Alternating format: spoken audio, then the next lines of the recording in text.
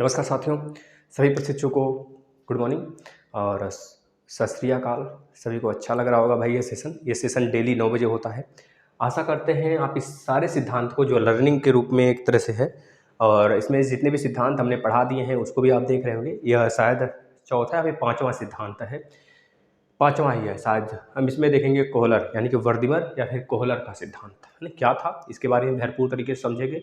जिन भी प्रशिक्षुओं को यह लगता है कि सीडीपी की क्लास बहुत बेस्ट है तो आशा करते हैं नितिन जी, राकेश जी, जो भी प्रशिक्षु देखते हैं उनसे विनती करते हैं प्रशिक्षु प्लीज़, मेहनत होती है तो इस मेहनत को साकार आप लोग बनाएंगे। इसको इतना ज़्यादा शेयर करें सच में जो प्रशिक्षु को चाहिए वह यहाँ से ग्रैब्स कर सकें। ऐसे में आप के प्लेलिस्ट में आएंगे तो यूपी टेट सी टेट के पूरे मैथ कंप्लीट है, पूरे ईवीएस कंप्लीट है, इन्वायरमेंट सेक्शन बहुत वास्ट होता है वो पूरा कंप्लीट है और हिंदी भी पूरी कंप्लीट लेक्चर है, बेसिक भी। और मैराथन में आप देखेंगे तो हमने टेस्ट सीरीज करा रखा है, एक एक टॉपिक पर समाज पर 200 क्वेश्चन, साहित्य पर 500 क्वेश्चन ऐसे करा दिया गया है। तो यूपी टेट सी टेट करके एक प्लेलिस्ट बनाया गया होगा, उसमें आकर देख लीजिए। मैथ, ईवीएस, हिंदी कंप्लीट है और यह सीडीपी अब कंप्लीट हो रहा है। इसको देखिए, एक बार सीडीपी और करा चुके हैं हम, उसको भी आप देख सकते हैं। तो चलिए हम लोग स्टार्ट करेंगे साथी, लेकिन आप अपना सहयोग पूर्ण रूप से दीजिए। आपसे विनती है कि ज़्यादा से ज़्यादा शेयर करें। आने वाले 10 दिन में के अंदर हम जो सीटेट में जो 41-42 पूरे टेस्ट हुए थे उसके मैथ में जो जो पूछा गया था वह सारे हम कराएंगे, ठीक है ना। बस आप अपना सहयोग बना के रखें। आपसे आशा करते हैं, आपके सामने प्रणाम करते हैं कि कम से कम वीडियो को ज़्यादा से ज़्यादा शेयर करें, है ना। तो चलिए हम देखते हैं सूझ या अंतर्दृष्टि के सिद्धांत। देखिए, पहली बात है आपको एक चीज़ यह पता होना चाहिए, सूझ क्या होता है अभी बताते हैं। पहली बात, सूझ या अंतर्दृष्टि के सिद्धांत को किसने प्रतिपादन किया था, तो बताएंगे वर्दिमर ने 1911 में। यानी कि वर्दिमर ने किस सिद्धांत को प्रतिपादन किया था, तो सूझ या फिर अंतर्दृष्टि के सिद्धांत को इन्होंने प्रतिपादन किया था। प्रयोगकर्ता के रूप में कोहलर महोदय थे। यह जर्मनी के साइंटिस्ट रहते हैं, मतलब कि मनोवैज्ञानिक हैं। यह बहुत बार पूछा गया है, आप इसे याद कर लेंगे, लिख लेंगे। जर्मनी के होते हैं। यह कोहलर 1916 में अपने प्रयोग किए थे। और यह प्रयोग किस पे किए थे साथी, तो बताएंगे वनमानुष। वनमानुष का जो नाम था सुल्ताना था। क्या नाम था, सुल्तान या फिर सुल्ताना था। बहुत बार एग्जाम में पूछा गया, लिख लेंगे। और सहयोग इनका किसने किया था, कोहलर का, तो बताएंगे कोम्फा नाम के मनोवैज्ञानिक ने 1920 में सहयोग किया था। और कोम्फा नाम के मनोवैज्ञानिक ने एक बुक लिखा है, उस बुक में थ्योरी ऑफ गेस्टाल्ट में 1920 में यह प्रसिद्धि मिली थी, यह बात कही गई है। इस बात को याद रखना। अब हम आ जाते हैं 4 चरण। देखिए कितने चरण हैं, पहले इस प्रयोगात्मक के सिद्धांत के 4 चरण हैं, 1 2 3 4। ये आपको दिख रहा है वनमानुष है, हमने बना रखा है फिगर, समझ में आ रहा होगा। और यहाँ पे एक डब्बा रखा है, यहाँ पे केला है कम ऊंचाई पर, यहाँ पे ज़्यादा ऊंचाई पर है। फिर एक यहाँ पे स्टिक रखा गया है, केला। इस पूरे इसमें यह बनाया गया है पिजड़ा, इसका नाम है पिजड़ा, भूखा एक तरह से कहिए पिजड़ा है पहले, यह पिजड़ा। और जो यहाँ पे बंदर है यानी कि वनमानुष है, जो सुल्तान जिसका नाम है, भूखा हुआ है, उसको पिजड़े में बंद कर देते हैं कोहलर महोदय। इस तरह से 4 चरण हैं। अब इसको इससे पहले देखने से पहले हम सूझ क्या होता है इसके बारे में समझें। सूझ का मतलब एक तरह से मानसिक प्रवृत्ति है साथी, जिसको समझने के लिए फिर जो कि हमारी समस्याओं को सॉल्व करती है, समस्याओं जो आते हैं उसका समाधान ढूंढती है ना। सूझबूझ लोग करते, सूझबूझ के काम करिया बचवा। तो सूझबूझ के काम करिया का मतलब यह हो गया कि सूझ जो आपका है ना, वह सूझ समस्या का समाधान कर रहा है या फिर करके ही सारी चीजें करना, मानसिक एक प्रवृत्ति है सूझ। इस चीज को याद रखना है। अब देखिए इन्होंने 4 चरण बताया। पहले चरण में साथी, एक यह जो वनमानुष है यानी कि जो सुल्ताना है, इसको एक तरह से भूख लगा है, भूखा है, इसको एक तरह से पिंजड़े में बंद कर दिया गया। अब कुछ जो दीवार से कुछ नीचे जिसमें बंद किया गया, उसमें दीवार से कुछ नीचे केला रख दिया गया, केले के पूरे झुंड रख दिए गए। अब सुल्ताना का जो भूख लगता है वो केला को झपट्टा मारने का प्रयास करता है, केला को चाहता है कि पा जाए और उसे खाकर अपना भूख जो है मिटा सके हम। अब वो काफी ऊंचाई पर होता है, तो पाए कैसे पाए भाई वो, तो उसको पाने के लिए अब बहुत प्रयास करता है वह, है ना।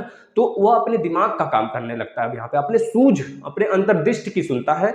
अब लगता है जैसे होता है ना, आप लोग बोलते हो अरे सर जी जल्दी जल्दी में गलत हो गया एग्जाम में क्वेश्चन, सर जल्दी जल्दी में गलत हो गया। जल्दी जल्दी में गलत नहीं करना, हमको अपने सूझ से काम लेना होता है ना। एग्जामिनेशन हॉल में हमको अपने सूझ से काम लेना होता है। खैर वो अलग बात है कि गलतियां तो आम आदमी का एक तरह से नेचर है, कितना भी परफेक्ट कोई इंसान हो गलती तो जरूर करेगा एग्जाम में। तो कोई पूरी, तो जैसे हमने 50 क्वेश्चन किया, बिल्कुल हम पढ़ाते भी हैं आपको, तो 50 में से 50 हमारे सही हो इसकी गारंटी हम नहीं ले सकते, लेकिन हाँ इतना गारंटी ले सकते हैं 50 में ये बता सकते हैं हाँ 2-4 ठो गलत होंगे हमारे, हो सकते हैं 5 ठो गलत हो जाए। फिर अब यह सूझ पे डिपेंड करेगा हमारे कितने सूझ से हमने काम किया।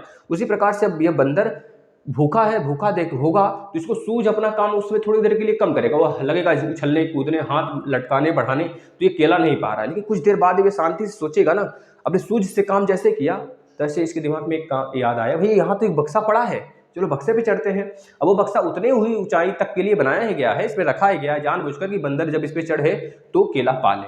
अब चढ़ता है केला खा लेता है, पहला चरण तो हो गया। अब दूसरा चरण थोड़ा इसके लिए और हार्ड प्रोसेस कर दिया जाता है। अब 2 स्टिक ऐसी रखी जाती है जो आपस में जुड़ जाएं, मतलब जो 2 डब्बे रखे जाते हैं, अभी डब्बे की बात करें, स्टिक बाद में आएगा।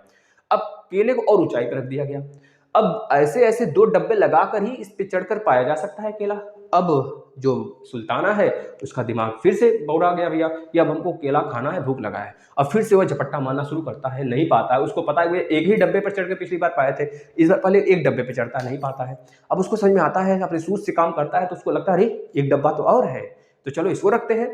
अब उसको जैसे ही रखा हुआ अब तुरंत केले को पा गया, यानी कि यहाँ भी वो अपना सूझबूझ दिखाया थोड़ी देर बाद ही, लेकिन सूझ से काम किया और केले को पाकर अपना भूख मिटा लिया।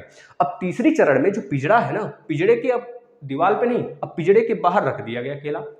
अब इसको फिर से भूख लगा, अब ये लगा हाथ निकालने पिंजड़े में से बाहर, केला पा ही नहीं रहा है, दोनों हाथ लटका के निकाल रहा है। भाई देखते थे कभी बचपन में जब गेंद दूध खेलते थे तो हमारे गांव में एक तरह से बहुत बड़ा गेट है ना, गेट हमारा ही है, मतलब एक तरह से गेट है, और गेट में जब गेंदा चला जाता था तो बहुत सारे जब हमारे साथी लोग खेलते थे, गेट की चाबी दादी नहीं देती थी, तो उस गेट के पास ही गेंद होता था, तो लोग हाथ डालते थे ऐसे ऐसे हाथ। तो लेकिन कुछ बच्चों का दिमाग आता था, वो लकड़ी में लकड़ी जोड़ देते थे, डंडे में डंडे ऐसे जोड़ देते थे, ऐसे डंडे में डंडे जोड़कर इसको बांध देते थे, बांधने के बाद उसे ऐसे घिचरा कर लेके आते थे, समझ रहे हो ना। तो इस तरह से बंदर भी किया यहाँ पे। बंदर पहले एक स्टिक लेके रखा था, अब एक स्टिक पहले हाथ से बहुत प्रयास किया, जब नहीं आया तो अपने सूझ से काम किया।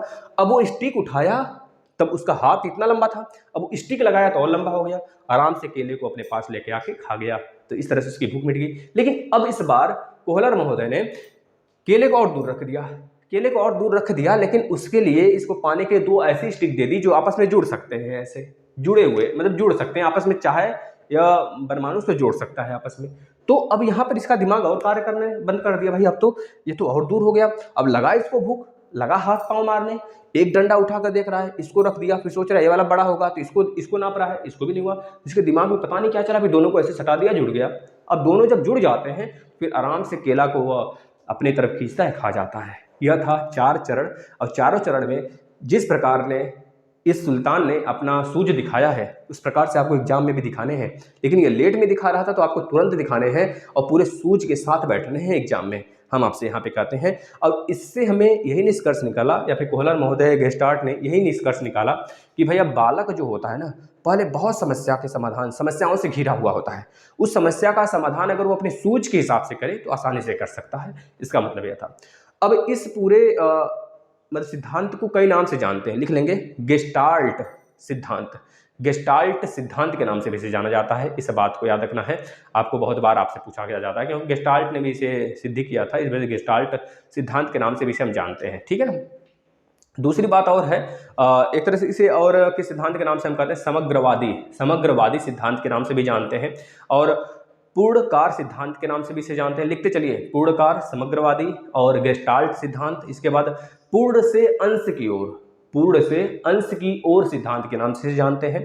उसके बाद तात्कालिक ज्ञान का सिद्धांत के नाम से जाना जाता है। तात्कालिक ज्ञान का सिद्धांत, तुरंत ज्ञान, समझ रहे हो ना। अब इसके गुण लिख लीजिए। गुण में क्या है, बच्चा ध्यान सुनना, गुण को आप अपने से बना सकते हो। समस्या का पहले आप पूर्ण ज्ञान रखिए, क्या समस्या है, फिर उसके ऊपर अपना प्रस्तुतिकरण दीजिए। यह पहला ज्ञान होना चाहिए आपका, मतलब पहले समस्या को देखेंगे, सूझबूझ करेंगे तभी तो करेंगे। अब लगे हुए हाथ पाँव मारने, अब थक हार के बैठ गए, करने लगे, अब उसके बाद पता चला हाँ ऐसे करना चाहिए था, अब उसमें एनर्जी लॉस हो गई आपकी, है ना, समझ रहे हो ना। देखते नहीं हो जब कोई गेम वगैरह खेलते हैं तो उसमें जब एनर्जी लॉस हो जाता है तो दौड़ते रहता, अब पता चला हाँ हमको यह करना चाहिए था तो हम कर देते, तो उसका एनर्जी डाउन हो गया। उसको करने से पहले जब उसको सूझ आया तब तक उसकी एनर्जी डाउन। अब एनर्जी के साथ अगर सूझ के साथ काम करता तो सही समय पर कार्य कर लेता। इस प्रकार से इससे यह गुण मिलता है, एक हमको सीख मिलती है।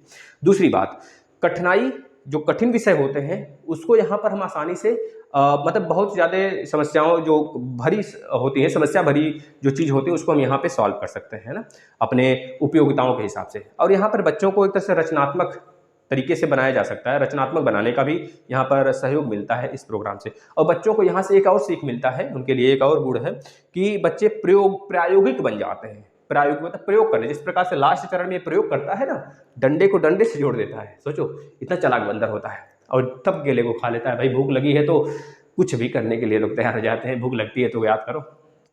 लेकिन आप कभी हम दिल की बात अपने शेयर करेंगे साथी, बहुत मुश्किल होती है जब कहीं तो खाने को फेंका जाता है और कहीं पर वैसे लोग मरते हैं जिसको सच में ज़रूरत होती है भोजन की ना। खैर अच्छा नहीं लगता है ऐसे चीज़ों को देखकर, और जितना हो सके उतना सहयोग करिए दूसरों की, और सहयोग की भावना हमेशा होनी चाहिए अंदर, है ना। चलिए धन्यवाद, कभी हम अपनी सारी बातों को शेयर करेंगे, और बस अब अपनी थोड़ी सी संख्या बढ़ा लें जिससे कि यह आपका प्लेटफॉर्म बहुत बड़ा हो सके, जितना आप सोचो उतना बड़ा हो सके साथी। ठीक है, धन्यवाद।